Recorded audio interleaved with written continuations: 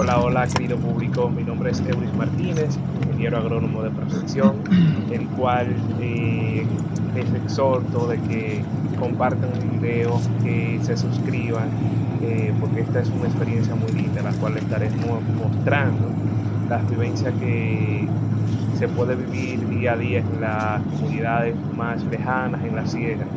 Aquí les mostraré cultivos de café, banano, entre otros, y cómo podemos llegar a cada una de las propiedades. Les deseo un excelente día, se le agradezco, suscríbanse.